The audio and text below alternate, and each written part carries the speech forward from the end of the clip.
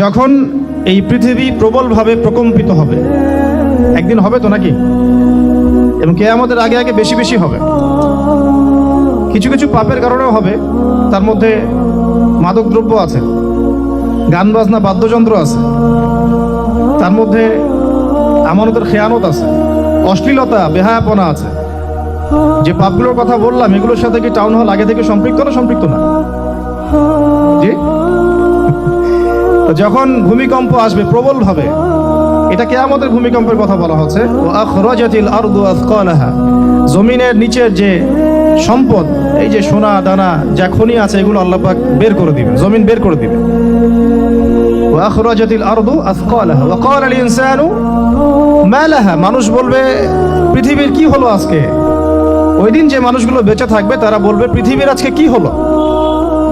ওয়া ক্বালা আল ইনসানু মা লাহা ইয়াউমাইযিন তুহাদ্দিসু আখবারাহা, ইয়াউমাইযিন তুহাদ্দিসু, বলেন আখবারাহা, ওই দিন জমিন তার খবর, তার বৃত্তান্ত বর্ণনা করবে। অর্থাৎ জমিনের কোন জায়গায় কি হয়েছে জমিন সেটা আল্লাহর কাছে সাক্ষী দিবে। সুবহানাল্লাহ। তাহলে আমরা যে স্কুল কলেজে জীব এবং জড় সংজ্ঞা পড়ি, সংজ্ঞাটা ভুল, তাই না? কি সংজ্ঞাটা কি? সংজ্ঞাটা ভুল, আসলেই ভুল। জমিনকে আমরা কি বলি? জড় পদার্থ, তাই না? কিন্তু জমিন কাল কিয়ামতের মাঠে আল্লাহর সামনে সাক্ষী দিবে কোন জায়গায় কি হয়েছে। টাউন হলের সৌভাগ্য যে টাউন হল বলতে পারবে যে এত তারিখে আমার উপরে একটা দিনই আয়োজন হয়েছে, অমুক অমুক ভাইরা এসেছিলেন, এই বিষয়ে আলোচনা হয়েছে, আল্লাহ তুমি আমাদেরকে মাফ করে দাও। তাহলে এর আগে টাউন হলে চত্বরে যা যা হয়েছে এগুলো সাক্ষীও টাউন হল দিবে। এখানে কনসার্ট হয়েছে, ওখানে গান হয়েছে, ওখানে নাচ হয়েছে, ওখানে ললিত কলা হয়েছে, ইত্যাদি ইত্যাদি। এখন শিল্প সংস্কৃতি দোহাই দিয়ে যদি আপনি আল্লাহর বিরুদ্ধাচরণ করতে চান তাহলে তো আমার কিছু বলার নাই। যদি শিল্প সংস্কৃতির দোহাই দিয়ে আপনি আল্লাহর বিরুদ্ধাচরণ করতে চান তাহলে তো আলোচনার দরকার নাই। কিন্তু এগুলো আল্লাহ রাব্বুল আলামিনের সামনে প্রমাণ পেশ করা হবে, জমিন তার খবর বৃত্তান্ত বর্ণনা করবে। তাহলে আজকের এই আয়োজনটাও রেকর্ডেড থাকতেছে ইনশাআল্লাহ। কিয়ামতের মাঠে আপনারা দেখতে পারবেন, আমরা দেখতে পারবো। টাউন হল এই কারণে সৌভাগ্যবান যে এখানে বইমেলার আয়োজন করা হচ্ছে, ইসলামিক বইমেলা। তারপরে সূরাটা বলেন, তারপরে আর কি? ইয়াউমাইযিন তুহাদ্দিসু আখবারহা, হাতে পড়তে হবে তোর ভাই। হ্যাঁ, ইয়াউমাইযিন ইয়াসদুরুন নাস আশতাতান লিয়ারাউ আ'মালাহুম, ওই দিন মানুষ দলে দলে বের হবে, জমিন ফুঁড়ে মানুষ দলে দলে বের হবে যাতে তাদের আমলনামা তাদেরকে দেখানো যায়। আমলনামা কত সূক্ষ্ম হবে আল্লাহ পাক সেটা পরের আয়াতে বলছেন। আমলনামাটা কতটা সূক্ষ্ম হবে আল্লাহ পাক বলছেন, ফামান ইয়া'মাল মিসকালা যাররাতিন খায়রান ইয়ারা, এই অনুপরিমাণও যদি কোনো সৎ কাজ কেউ করে থাকে সেটাও তার আমলনামায় দেখানো হবে। সুবহানাল্লাহ। অনুপরিমাণ অর্থাৎ ধরেন আপনি একজন মিসকিনকে 1 টাকা দান করেছেন, এটাও আমলনামায় আছে। অথবা আপনি আপনার মুসলিম ভাইয়ের দিকে তাকিয়ে হেসেছেন, মুচকি হাসি দিয়ে তাকে অভ্যর্থনা জানিয়েছেন, এটাও আমলনামাতে আছে। আবার চোখ দিয়ে একটা মেয়ের দিকে আপনি বদনজর দিয়েছেন, ওইটাও আমলনামাতে আছে। নাউযুবিল্লাহ। তাহলে যার আমলনামায় অনুপরিমাণ সৎকর্ম থাকবে সেটাও দেখানো হবে। ওয়া মান ইয়া'মাল মিসকালা যাররাতিন শাররান ইয়ারা, আর কারো আমলনামায় যদি এই অনুপরিমাণও কোনো অন্যায় থাকে সেটাও দেখানো হবে। তো এই আয়াতটা বা এই সূরাটা দিয়ে আলোচনা শুরু করলাম এই কারণে যে আজকের এই বইমেলাটা এই অঞ্চলটাকে আলোকিত করে রাখলো। যদিও আমরা যদি দেখতাম যে এখানে একটা কনসার্ট হচ্ছে এবং নামি দামি কোনো ব্যান্ড শিল্পী এসে এখানে গান গাচ্ছে, হ্যাঁ, একদম গিটার প্লে করছে, ড্রামস প্লে করছে, নাচ হচ্ছে, তখন দেখতেন যে এখানে লোকের সমাগম আরো বেশি হতো। লোকের সমাগম কি হতো? বেশি হতো। তো এই যে একটা জাহালাত, এর পিছনের কারণটা কি? কেন দুনিয়াবি কোনো লালসা দেখলে মানুষ ছুটে আসতেছে, আর কেন এখানে তুলনামূলক উপস্থিতি কম? এটার কারণটা কি? কারণ হচ্ছে ইলমের অভাব। কারণ কি? ইলমের অভাব, জ্ঞানের অভাব। আর এই জ্ঞানটাকেই মানুষের মাঝখানে ছড়িয়ে দেওয়ার জন্যই এই কিতাব কেন্দ্রিক আয়োজনগুলো হয়ে থাকে। দার্স হয়ে থাকে, খুতবা হয়ে থাকে, তালিম হয়ে থাকে, মাদ্রাসায় মক্তবে পড়ানো হয়, স্কুল কলেজ ইউনিভার্সিটিতে পড়ানো হয় জ্ঞান কেন্দ্রিক, যাতে করে মানুষ জ্ঞানী হয় এবং দুনিয়া এবং আখিরাতের হাকিকত বুঝতে শিখে, কোনটাতে তার চিরস্থায়ী কল্যাণ সেটা সে বুঝতে শিখে। তো ইলম কেন্দ্রিক কথা যদি বলতে হয়, আগে আপনাদেরকে কয়েকটা ঘটনা শোনাই। আপনাদের ধৈর্য আছে তো নাকি নাকি সংক্ষিপ্ত করব? আচ্ছা, আমাদের আদি পিতার নাম কি? এই ঘটনা থেকে আলোচনা শুরু করেন। আজকে থেকে ধরেন লক্ষ কোটি বছর আগে, কত কোটি বছর আমরা জানি না, আল্লাহ রাব্বুল আলামিন একা ছিলেন, একা। তিনি সর্বপ্রথম সৃষ্টি করলেন আরশে আযীম। কি সৃষ্টি করলেন? আরশ আল্লাহ রাব্বুল আলামিনের একটা এমন স্বতন্ত্র সম্মানিত একটা সৃষ্টি, যেটা সবচেয়ে বড় সৃষ্টি, এর চেয়ে বড় কোনো সৃষ্টি নাই। এমনকি কিয়ামতের মাঠে এই আরশের ছায়া আল্লাহ রাব্বুল আলামিন 7 শ্রেণীর মানুষকে ছায়া দিবে। সুবহানাল্লাহ। ওই 7 শ্রেণী সম্পর্কে আমরা অন্য হাদিসে পড়ে নিব, অনেকে হয়তো জানেন। সেখানে ন্যায়পরায়ণ শাসক থাকবেন, তারপরে যুবক থাকবেন, যুবক শ্রেণী যারা যৌবনকালটা আল্লাহর ইবাদতে কাটিয়ে দিয়েছে। সুবহানাল্লাহ। যে নারী একজন যুবককে আহ্বান করেছে খারাপ কাজের জন্য, কিন্তু যুবক বলেছে যে আমি রাজি না, আমি আল্লাহকে ভয় করি, সেই যুবকও আরশের ছায়া পাবে ইনশাআল্লাহ। তারপরে সেই দুই ভাই বা ব্যক্তি যারা একে অপরকে আল্লাহর জন্য মহব্বত করে, তারাও আরশের ছায়া পাবে। এমন ব্যক্তি যে গোপনে দান করে, মানে ডান হাত দিয়ে কি দান করছে বাম হাত জানে না, তারাও আরশের ছায়া পাবে। এমন ব্যক্তি যে অন্ধকারে বা একাকী আল্লাহ পাককে স্মরণ করে এবং চোখ দিয়ে দরদর করে পানি পড়তে থাকে, এই ব্যক্তিও আরশের ছায়া পাবে। এরকম প্রায় 7 শ্রেণীর মানুষ আরশের ছায়া পাবে। তো আরশ সৃষ্টি করার পরে আরশটা ছিল পানির উপরে। কোথায় ছিল? পানির উপরে। সূরা হুদের মধ্যে আছে। আমি শুধু রেফারেন্সগুলো আপনাদেরকে সূরাগুলো বলে দিব, বাসায় গিয়ে আপনারা পড়বেন। প্রত্যেকটা আয়াত কিন্তু এখানে ধরে ধরে বলার সময় নাই আর কি আমার কাছে। তো আরশটা ছিল পানির উপরে। এরপরে আল্লাহ রাব্বুল আলামিন আসমান এবং জমিন সৃষ্টি করেছেন 6 দিনে। পুরো মহাবিশ্ব আল্লাহ রাব্বুল আলামিন সৃষ্টি করেছেন কত দিনে? 6 দিনে। ফি সিত্তাতি আইয়াম, 6 দিনে। এখন সৃষ্টি করার পরে আল্লাহ রাব্বুল আলামিন কলম সৃষ্টি করেছেন। কি সৃষ্টি করেছেন? কলম। ইলমের সাথে যে কলমের সম্পর্ক, এটা একটু পরে আরো ক্লিয়ার হবে আপনাদের কাছে। আল্লাহ পাক কলম সৃষ্টি করে বলেছেন উক্তুব, কলম তুমি লিখো। কলম তো আমাদের সংজ্ঞা মতো জড় পদার্থ, তাই না? হ্যাঁ, তো আল্লাহ পাক বলছেন কলমকে তুমি লিখো। তো কলম কথা বলছে, মাযা আকতুব, আমি কি লিখবো? আল্লাহ পাক বলছেন লিখো, কিয়ামত পর্যন্ত যা যা হবে সব লিখে ফেলো। এরপর আল্লাহ রাব্বুল আলামিন লাউহে মাহফুজের মধ্যে একদম from the very beginning till the last day of judgement প্রত্যেকটা কথা লাউহে মাহফুজে লেখা আছে। এমনকি আপনার কার সাথে বিয়ে হবে সেটাও, কয়টা বাচ্চা কাচ্চা হবে সেটাও। তাই এত অস্থির হওয়ার দরকার নাই, রিজিকে যা আছে আসবে ইনশাআল্লাহ। লেখা যদি হয়ে থাকে আসবে না? আসবে ইনশাআল্লাহ, সবর। তো এই জন্য মুমিনদেরকে বলা হয়েছে তোমরা কখনো হতাশ হবে না, কারণ তাকদীর লেখা হয়ে গেছে, হতাশ হওয়ার কোনো কারণ নাই। একটা প্রবণতা আমরা সমাজে দেখছি আত্মহত্যার। ইয়াং জেনারেশনকে আমরা নসিহত করবো যে ভুলেও নিজের জীবনকে বিসর্জন দিতে যাবেন না। আল্লাহ রাব্বুল আলামিন আপনাদেরকে সৃষ্টি করেছেন তার ইবাদত করার জন্য এবং তার জমিনে তার দিনটাকে প্রতিষ্ঠা করার জন্য। খেলায় খেলায় আপনার জীবনটা নষ্ট করবেন না, ঠিক আছে ভাই?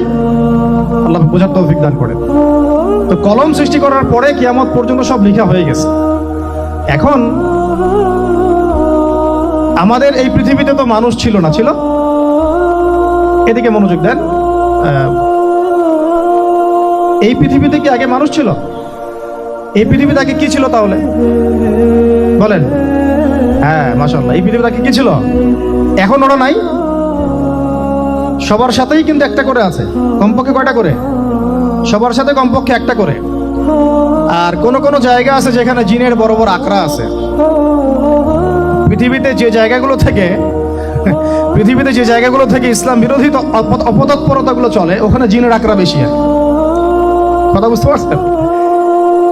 তো জিন জাতিকে আল্লাহ পাক ধ্বংস করে দিয়েছেন তাদের পাপের কারণে। আল্লাহ দ্রোহিতার কারণে, অবাধ্যতার কারণে। এখন আল্লাহ রাব্বুল আলামিন ইরাদা করলেন পৃথিবীতে আমাদেরকে সৃষ্টি করবেন, মানে মানুষকে সৃষ্টি করবেন। আল্লাহ পাক তার সমস্ত ফেরেশতাদেরকে একত্রিত করলেন। ঘটনাটা কিন্তু খুব ইন্টারেস্টিং। আমি জানি এখানে ওলামায়ে কেরামও আছেন, তবে আমি সবার জন্য প্রযোজ্য হয় এমন কথা বলারই চেষ্টা করছি, কারণ অনেকে হয়তো এগুলো নাও জানতে পারে। তো আল্লাহ পাকের ভাষায় আমি যদি বলি, আল্লাহ রাব্বুল আলামিন বলছেন, বা'দা আউযু বিল্লাহি মিনাশ শাইতানির রাজীম, ওয়া ইয ক্বালা রাব্বুকা লিল মালায়েকা ইন্নী জাঈলুন ফিল আরদি খলিফা। হে নবী মুহাম্মদ সাল্লাল্লাহু আলাইহি ওয়াসাল্লাম, তুমি স্মরণ করো সেই সময়ের কথা যখন আল্লাহ তোমার রব সমস্ত ফেরেশতাদেরকে ডেকে বলেছিলেন যে ইন্নী জাঈলুন ফিল আরদি খলিফা, আমি জমিনে মানে পৃথিবীতে আমার খলিফা পাঠাতে চাই। কি পাঠাতে চাই? আরো জোরে বলেন। আল্লাহ পাক বলেননি পৃথিবীতে মানুষ পাঠাতে চাই, পৃথিবীতে নতুন কোনো মাখলুক পাঠাতে চাই। আমাদেরকে আল্লাহ পাক সম্মানের শব্দে সম্মানিত করেছেন, বিশেষায়িত করেছেন। আমাদেরকে বলেছেন আমরা আল্লাহর খলিফা, আমরা আল্লাহর খলিফা। এখন আমরা আল্লাহর খলিফা, কিন্তু পৃথিবীতে মানুষ খিলাফা শব্দ সহ্য করতে পারে না। হ্যাঁ, কি অদ্ভুত না? এটা কোরআনে কি শেষের দিকে আছে না প্রথম দিকে আছে? সূরা বাকারার একদম শুরুর দিকে 3টা 4টা 5টা পৃষ্ঠা উল্টালে দেখবেন এই একটা আছে। কোরআন তাহলে শুরু থেকে কখনো খুলেও দেখেনি সে ব্যক্তি। প্রমাণ হলো এটা যে খুলেও দেখে নাই, অথবা দেখলেও সে এড়িয়ে গেছে। আল্লাহ পাক আমাদেরকে বললেন যে পৃথিবীতে আমি আমার খলিফা পাঠাতে চাই। তাহলে আদম আলাইহিস সালামকে আল্লাহ পাক মুহাব্বতের শব্দে, সম্মানের শব্দে বিশেষায়িত করলেন কি বলে? সুবহানাল্লাহ, সুবহানাল্লাহ। আর খলিফা কাকে বলে এটা আমি আপনাদেরকে বোঝাচ্ছি একটা দোয়া থেকে, একটা দোয়া থেকে। এই যে গাড়িতে করে আমরা বাসা থেকে আসলাম বা যখন কোনো সফরে যাই, আমরা একটা দোয়া পড়ি, সুবহানাল্লাযী সাখখারা লানা হাযা ওয়া মা কুন্না লাহু মুকরিনিন ওয়া ইন্না ইলা রাব্বিনা লামুনকালিবুন। এতটুকু তো পড়ি নাকি? বা এগুলো পড়তে হবে? ওই মেলায় এসেছি শুধু লেকচার শোনার জন্য না, ছবি তোলার জন্য না। আজকে জীবনটা পরিবর্তন করার নিয়ত করে যাইতে হবে। ঠিক আছে ভাই? বই প্রকাশ করা, ছাপানো, বিক্রি করা, লেখা, এর চেয়ে বড় কথা আমার জীবনটা ইলমের আলোয় আলোকিত করা। আমি বই লিখলাম ধরেন একটা, আমার মধ্যে সেই আমল নাই, লাভ নাই। লাভ আছে? আমি বই ছাপাইছি 100, 200, 500, 1000, আমি নিজেই আমল করি না, হবে? আগে আমল, আমল জরুরি। ইলমের সাথে আমলটা খুব বেশি জরুরি। আলেম তাকেই বলা হয় যে ইলম অনুযায়ী আমল কর। তাহলে আল্লাহ পাক বলেন লিমা তাকুলুনা মা লা তাফআলুন, তোমরা এমন কাজ, এমন কথা কেন বলো যে আমল নিজেরাই করো না? কাবুরা মাকতান ইনদাল্লাহ আন তাকুলু মা লা তাফআলুন। আল্লাহর কাছে সবচেয়ে গর্হিত একটা অপরাধ, তোমরা একটা কথা বলবা কিন্তু আমল করবে না। তো দোয়াটা মুখস্থ করবেন। এই দোয়ার নিচে একটা অংশ আছে, আল্লাহুম্মা আনতা সাহিবু বিস সাফারি। আমার কথাটা শুনেন, খলিফার অর্থটা বুঝেন। অনেকে তো অনেকভাবে ব্যাখ্যা করে আর কি। আল্লাহুম্মা আনতা সাহিবু ফিস সাফারি, আল্লাহ তুমি এই সফরে আমার সাথী। সফরে বের হওয়ার সময় দোয়া পড়ছি আমরা, আল্লাহুম্মা আনতা সাহিবু ফিস সাফারি, আল্লাহ তুমি এই সফরে আমার সাথী। ওয়াল খলিফাতু ফিল আহলি ওয়া মালি, আল্লাহ আমি তো বাসায় নাই, আমার বাসার আহাল মালের খলিফা হচ্ছে তুমি আল্লাহ। তাহলে খলিফা শব্দ দিয়ে কি বুঝলেন? আল্লাহ আমার বাসার আহাল মালের খলিফা মানে কি? আমার স্থলাভিষিক্ত তুমি আল্লাহ। আমি ওখানে নাই বাসায়, আমি সফরে বের হয়ে গেছি। আমার স্ত্রী, আমার সন্তান, আমার মাল, আমার জান, এগুলোর দায়িত্ব তোমার, তুমি খলিফা। কত চমৎকার দোয়া। তাহলে পৃথিবীতে আমি আমার খলিফা পাঠাতে চাচ্ছি, তার অর্থ কি? আল্লাহ রাব্বুল আলামিন এই পৃথিবীতে আমাদেরকে তার প্রতিনিধি বানিয়েছেন। সুবহানাল্লাহ, সুবহানাল্লাহ। তাহলে আমরা নিজেদের আত্মপরিচয় ভুলে গেলাম যে আমরা আল্লাহর প্রতিনিধি পৃথিবীতে, তাই না? আমরা এখন আব্রাহাম লিঙ্কনের পূজা করতেছি। আব্রাহাম লিঙ্কনের পূজা তো বুঝেন না আপনারা, এটা হচ্ছে ওই যে সোকল ডেমোক্রেসির পূজা। আল্লাহ পাক বলছেন ওয়াল্লামা আদামাল আসমাআ কুল্লাহা, আল্লাহ বলছেন আমি আদমকে এই মহাবিশ্বের যত নাম আছে, নাম, নাউন্স, ইসম, সব শিক্ষা দিয়েছি। সুবহানাল্লাহ। এই মহাবিশ্বের যত নাউন্স, নাম, এখানে ইসম শব্দের অর্থ কিন্তু জ্ঞান। ইসম মানে কি? এখানে জ্ঞান। মহাবিশ্বের যে জ্ঞানগুলো আছে, এই জ্ঞানগুলো আল্লাহ পাক আমাদের আদি পিতাকে শিক্ষা দিয়েছেন। আমাদের আদি পিতাকে আল্লাহ নিজে শিক্ষা দিয়েছেন। সৃষ্টিগতভাবে আমরা জ্ঞানী ছিলাম না, আল্লাহ পাক আমাদেরকে জ্ঞান শিক্ষা দিয়েছেন। আমরা ফিলোসফির বইগুলো খুললে দেখবেন ওখানে বুদ্ধিবাদ নামে একটা মতবাদ আছে। মানে তারা বলে যে মানুষ সৃষ্টিগতভাবেই একজন বুদ্ধিদীপ্ত প্রাণী। এটা ভুল কনসেপ্ট। সৃষ্টিগতভাবে আমাদের মধ্যে জ্ঞান ছিল না, আল্লাহ পাক আমাদেরকে জ্ঞান শিক্ষা দিয়েছেন। কথা বুঝতে পারছেন? একটা মতবাদ তাদের আছে অভিজ্ঞতাবাদ, মানে মানুষ অভিজ্ঞতা থেকেই শিখে। আরেকটা আছে সমন্বয় মতবাদ, আপনারা তো এগুলো অনেকে পড়েছেন হয়তো। এর বাইরে যে একটা মতবাদ আছে যে আল্লাহর পক্ষ থেকে ওহী ভিত্তিক মানুষ জ্ঞান শিখে, এই মতবাদ কোনো দার্শনিকের বইয়ে স্থান পেল না। কি আফসোস, কি আফসোস! অথচ মুসলিম ঘরের দার্শনিক তারা।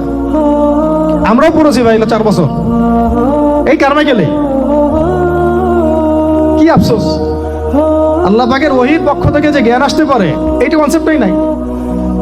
অথচ এখানে কোরআনে আল্লাহ পাক বলছেন ওয়াআল্লামা আদামাল আসমাআ কুল্লাহা, আমি আল্লাহ আদমকে সমস্ত নাম শিক্ষা দিয়েছি। সুবহানাল্লাহ। এরপরে এই যে জ্ঞান আদম আলাইহিস সালামকে আল্লাহ পাক শিক্ষা দিলেন, এর ফলশ্রুতিতেই আল্লাহ পাক বললেন যে ওয়াইজ কুলনা লিল মালাইকা উসজুদু লি আদম, হে ফেরেশতারা তোমরা এখন আদমকে সিজদা করো।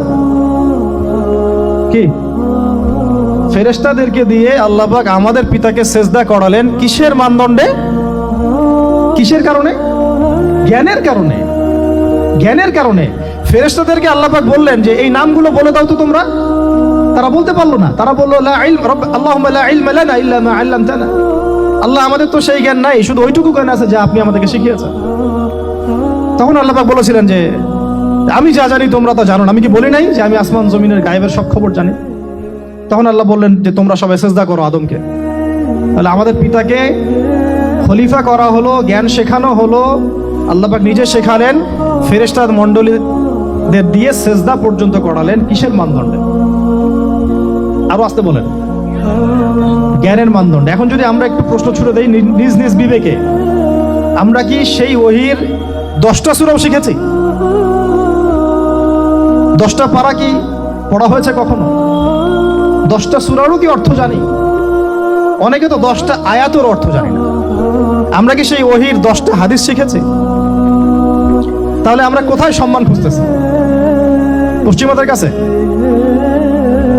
বলেন। সত্যি সবচেয়ে আফসোস লাগে আমার একটা জিনিস, যে মুসলিমরা আমরা এখন আমাদের আত্মপরিচয় ভুলে যাচ্ছি, আর আল্লাহ পাক আমাদেরকে যেখানে সম্মান রেখেছেন ওইখানে সম্মান না খুঁজে আমরা অন্যের দাসত্বের সম্মান খুঁজতেছি। আল্লাহ আমাদেরকে বোঝার তৌফিক দান করেন। এটা অজ্ঞতার কারণে হচ্ছে। আমাদের কাজ তাদেরকে সচেতন করা বা তাদেরকে মেসেজ পৌঁছে দেয়া। আমরা উগ্র পন্থা অবলম্বন করব, আমরা হিকমার সাথে প্রজ্ঞার সাথে মানুষকে বোঝানোর চেষ্টা করব। এগুলো বোঝানোর অংশ। এখন আচ্ছা আরেকটা কথা আপনাদেরকে বলি, একটা কথা আমি মাঝখানে মিস হয়ে গেছে। এই যে আল্লাহ পাক আমাদেরকে খলিফা করে পাঠিয়েছেন, খলিফার কাজ কি? প্রশ্ন না? আমাদের কাজ কি তাহলে? এই কাজটা আল্লাহ পাক আবার ব্যাখ্যা করেছেন সূরা সদের মধ্যে। কোন সূরায়? সূরা সদ। সদ নামে একটা সূরা আছে, সূরা ইয়াসিনের আগে পড়ে পাবেন। তো এখানে আল্লাহ পাক আরো একজন নবীকে তার খলিফা বলেছেন। সেই নবীর নাম দাউদ আলাইহিস সালাম। কি নাম? খলিফার কাজটা কোথায় পাবেন? কোন সূরায় ভাই বলেন? সূরা সদে আল্লাহ পাক দাউদ আলাইহিস সালামকে খলিফা সম্বোধন করে বলছেন ইয়া দাউদ। কি চমৎকার আহ্বান! ইয়া দাউদ, হে দাউদ, ইন্না জাআলনাকা খলিফাতান ফিল আরদ। দেখো আমি আল্লাহ তোমাকে পৃথিবীতে খলিফা করেছি। কি করেছি? খলিফা করেছি। তোমার কাজ কি শোনো। ফাহকুম বাইনান নাসি বিল হক। বোঝার চেষ্টা করেন একজন খলিফার কাজ কি। খলিফা মানে আল্লাহর প্রতিনিধি, জমিনে যে দায়িত্বশীল, অন্য মানুষের উপরে যে দায়িত্বশীল, তার কাজ ফাহকুম বাইনান নাসি বিল হক, মানুষের মাঝে ন্যায় বিচার প্রতিষ্ঠা করবে। এটা তোমার কাজ। তাহলে এখন যারা আমরা এই জায়গায় আছি বা ভবিষ্যতে আসব, আরো কাল আগাতে থাকবে, সময় আগাতে থাকবে, নতুন নতুন নেতৃত্ব আসবে, সবার ফাংশন একটাই, ফাহকুম বাইনান নাসি বিল হক। আমাদের কাজ হবে মানুষের মাঝখানে কি করা? ন্যায় বিচার, বিচার ফয়সালার ক্ষেত্রে ইনসাফ করা, ন্যায় বিচার করা। তো ন্যায় বিচার তো এখন জাদুঘরে আছে নাকি? হ্যাঁ, কোন কোন ক্ষেত্রে আমরা চাই না যে ন্যায় বিচার জাদুঘরে যাক। আমরা চাই আবারও ন্যায় এবং সাম্যের সমাজ প্রতিষ্ঠা হোক।